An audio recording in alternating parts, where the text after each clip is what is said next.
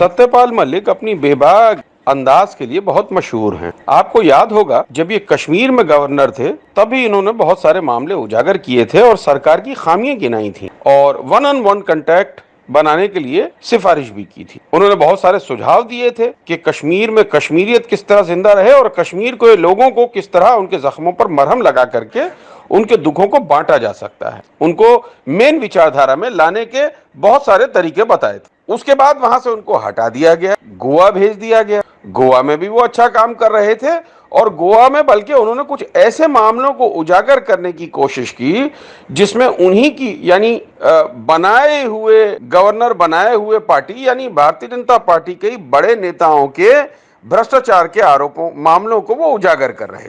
कहा जाता है कि इसीलिए फिर उनको वहां से अब मेघालय भेज दिया गया। मेघालय में भी उन्होंने ऐसे ही बयान दिया है। कल उन्होंने एक प्रोग्राम में कह दिया कि अगर कोई कुत्ता भी मरता है तो उसके लिए भी दिल्ली से शोक प्रकट किया जाता है, मगर 600 किसान मर गए इस बारे में किसी ने कोई ना ट्वीट किया ना कोई शोक व्यक्त किया। उन्होंने ये भी कहा कि उनको बिल्कुल भी पद का लालच नहीं है। जिस दिन ऊपर बैठे वो 2, 3, 4 बड़े लोग जिन्होंने उनको गवर्नर बनाया वो उनसे कहेंगे कि आप हट जाइए, उसी वक्त वो हट जाएंगे और आंदोलन का किसान आंदोलन का खुशी खुशी हिस्सा बन जाएंगे।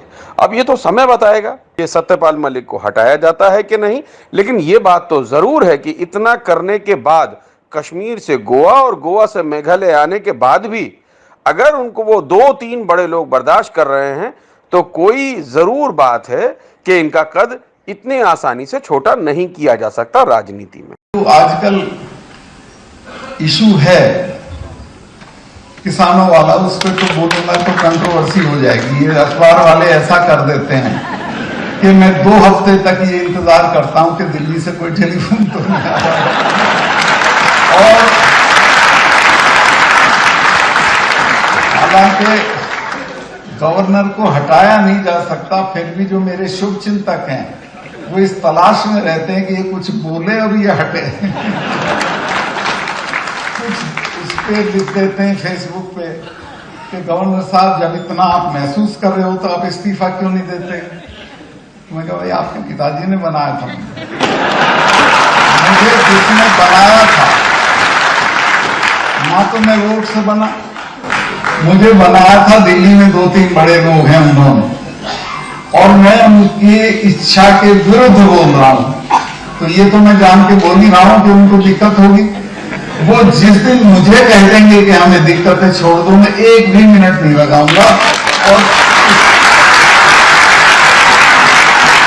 तो तय करके बोला था मैं फौरन छोड़ दूंगा और किसानों के धरने पे आके बैठ जाऊंगा।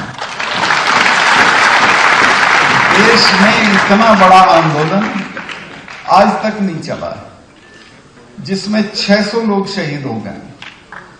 कुतिया भी मरती है तो दिल्ली के नेताओं का शोक संदेश जाता है, लेकिन 600 किसानों का प्रस्ताव लोकसभा